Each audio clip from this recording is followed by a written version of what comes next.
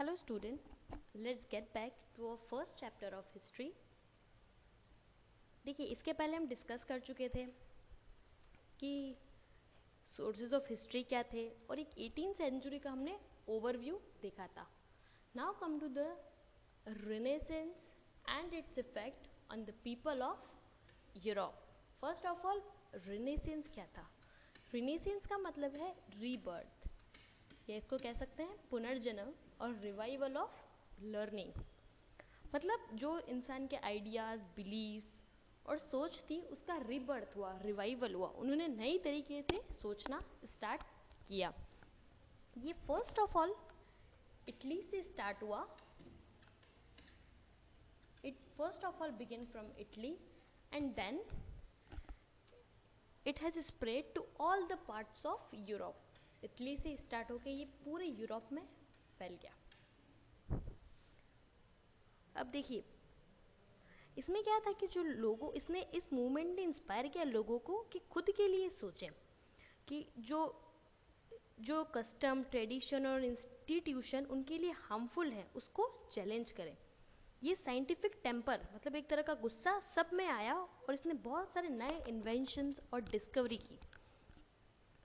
ये जो मूवमेंट था इसने लोगों को ये समझने में हेल्प किया कि कैसे उनको मैनिपुलेट किया जा रहा है. मतलब जो बड़े, जो जैसे इटली की बात करें तो जो मिडाइवल चर्च के लोग हैं कैसे उनको सप्रेस कर रहे हैं, मतलब कैसे उनका एक्सप्लॉइटेशन कर रहे हैं. तो उन्होंने ये सोचा कि, और उनमें एक कॉन्फिडेंस आया कि इसके लिए अब आवाज़ उठानी चाहिए. तो जो भी करप्ट प्रैक्टिस थी और ऑटोक्रेटिक अथॉरिटी थी मिडाइवल चर्च की, इसके अगेंस्ट उन्होंने एक मूवमेंट स्टार्ट किया. इस मूवमेंट को प्रोटेस्टेंट रिफॉर्मेशन मूवमेंट भी कहा जाता है.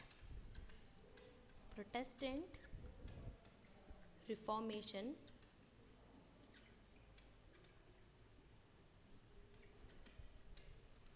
मूवमेंट.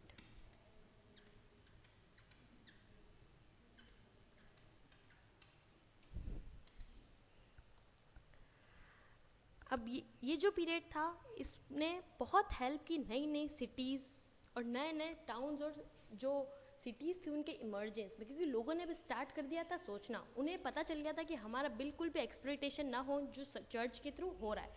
उन्होंने उसके अगेंस्ट आवाज़ उठाना स्टार्ट कर दिया था. और इससे क्या हुआ कि एक स्टेडी ग्रोथ देखने को मिली ट्रेड और कॉमर्स में, जिसने बहुत सारे नई सिटीज़ और टाउन्स को डेवलप किया. वो सिटीज़ और टाउन्स कौन कौन से थे? जैसे कि रोम,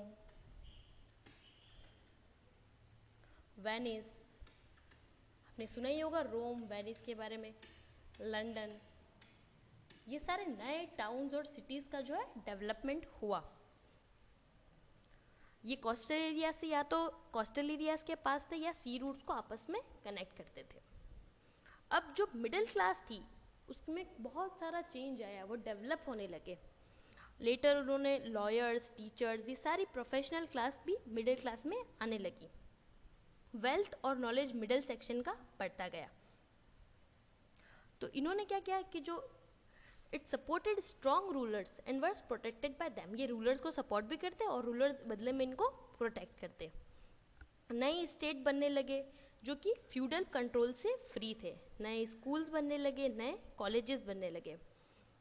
बहुत सारे नए नए डेवलपमेंट्स इस मूवमेंट के वजह से आए. और इस मूवमेंट ने एक नया चेंज जो था वो मार्क किया, जो कि डेमोक्रेटिक इंस्टीट्यूशन था. डेमोक्रेटिक इंस्टीट्यूशन क्या होता है? जहाँ गवर्नमेंट या जो भी पावर्स होती है वो पीपल डिसाइड करते हैं. जो इस मूवमेंट ने थी तो डेमोक्रेटिक इंस्टीट्यूशन की नींव रखी थी इस मूवमेंट ने. ये मूवमेंट सबसे पहले अमेरिका में आया, फिर फ्रांस में आया, और लेटर जो इंग्लैंड में इंडस्ट्रियल रिवॉल्यूशन स्टार्ट हुआ, जिसको भी हम पढ़ेंगे. The next is industrial revolution. Industrial revolution क्या था? देखिए पहले क्या होता था कि मिडाइवल पीरियड में कि डोमेस्टिक सिस्टम अडॉप्ट होता था. कोई भी चीज़ प्रोडक्शन जब होता था किसी भी चीज़ का तो उसके लिए डोमेस्टिक सिस्टम यूज़ होता था. जैसे एक विलेज है, उस विलेज में कुछ क्राफ्टमैन्स हैं. एक विलेज की जैसे कि हम बात करें, उस विलेज में कुछ क्राफ्टमैन हो गए,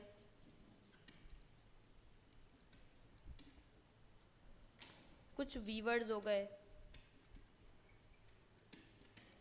कुछ पॉटर्स हो गए। तो ये विलेज के लिए ही मैन्युफैक्चर करते और फिर विलेज में ही बेच देते।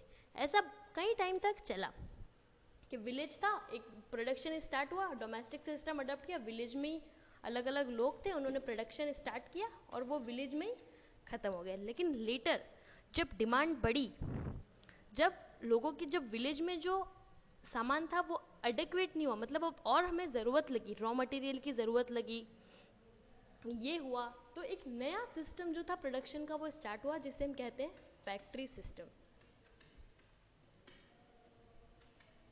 अब फैक्ट्री सिस्टम में क्या होता कि जो रिच पीपल्स होते, रिच पीपल्स वो एक फैक्ट्री का निर्माण करते, वहाँ पे बहुत हायर क्वालिटी की मशीनरीज लगाई जाती, जो आर्टिशंस और वो थे, वो नई इन्वेंटेड मशीनरी का यूज़ करते थे चीज़ों को प्रोड्यूस करने में, नई मशीन्स यूज़ होने लगी और ये फैक्ट्री का सिस्टम स्टार्ट हुआ, जहाँ पे बल्क में सामान प्रोड्यूस होता था और जो स्मॉल क्वांटिटी थी वो अब सारी मशीन ने एक्वायर कर ली थी, नई टेक्निक्स प्रोडक्शन की स्टार्ट हो गई थी। इसी को हम कहते हैं इंडस्ट्रियल रिवॉल्यूशन। अब ये हमें याद रखना है कि इंग्लैंड जो था, England was the first country, England was the first country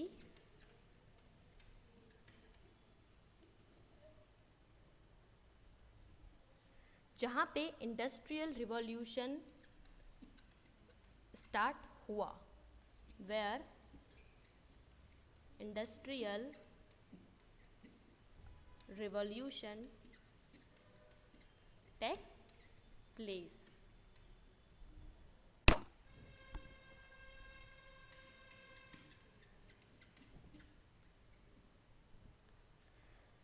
अब जैसे ही ये इंडस्ट्रियल रिवॉल्यूशन हुआ, इससे काफ़ी नए इन्वेंशंस हुए। इंडस्ट्रियल रिवॉल्यूशन ने एक नीड रखी नए इन्वेंशंस की। अब इन्वेंशंस क्या क्या हुए ये हम डिस्कस करेंगे। Invention of the 18th century की, 18th सेंचुरी में क्या क्या जो है इन्वेंशंस हुए। देखिए, इंडस्ट्रियल रिवॉल्यूशन टेक्सटाइल इंडस्ट्री से स्टार्ट हुआ।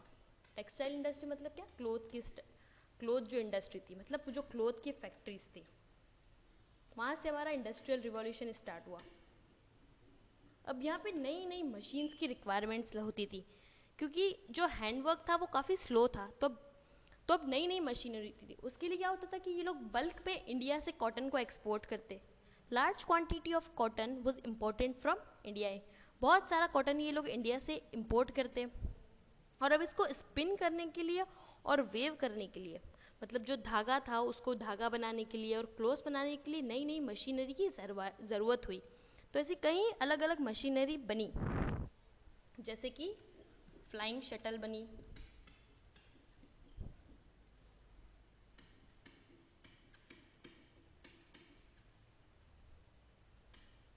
फ्लाइंग शटल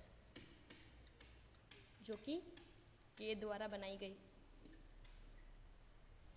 और क्या बना, स्पिनिंग जेनी बना। ये सारे जो धागा था उसको स्पिन करने में काम आते थे, spinning jenny. Bye Hargreaves.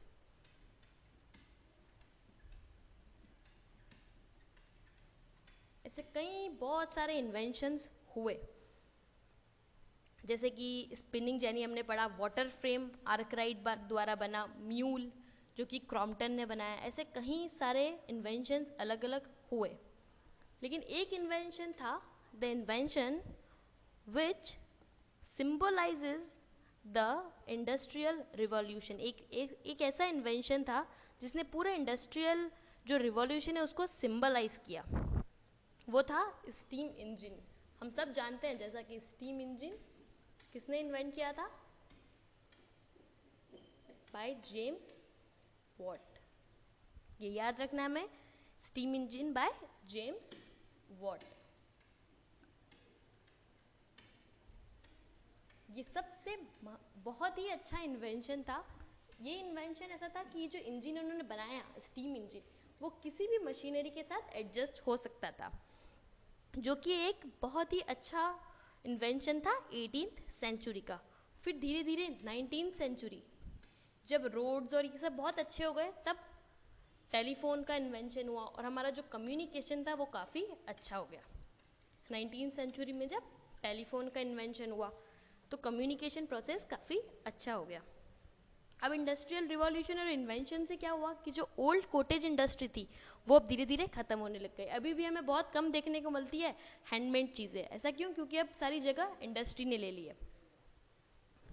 Now the next part, rise of capitalism. पहली बात तो कैपिटलिज्म होता क्या है? देखिए, कैपिटलिज्म एक ऐसा इकोनॉमिक सिस्टम है जिसमें जो जो वेल्थ होती है, प्राइवेट कैपिटल, वो फ्यू पर्सन द्वारा कंट्रोल की जाती है। जो वेल्थ होती है और पावर होती है वो कुछ पर्सन्स कंट्रोल करते हैं, जिन्हें हम कैपिटलिस्ट कहते हैं।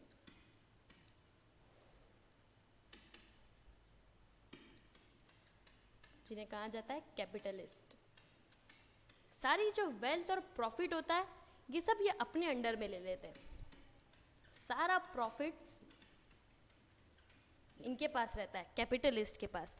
और जो वेज अर्नर वर्कर्स होते हैं, इनको कोई भी प्रॉफिट में शेयर नहीं दिया जाता है।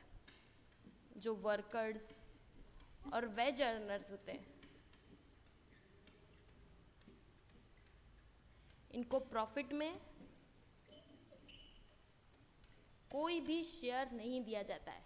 No share in profit. जो भी सारा प्रॉफिट है वो अंडर कैपिटलिस्ट के पास चला जाता है। तो जो इंडस्ट्रियल रिवॉल्यूशन हुआ और इन्वेंशंस हुए, उनसे कैपिटलिज्म ने जन्म लिया, which lead to the rise of capitalism. Okay, that's all for today. In our next session, we will read about imperialism and colonialism.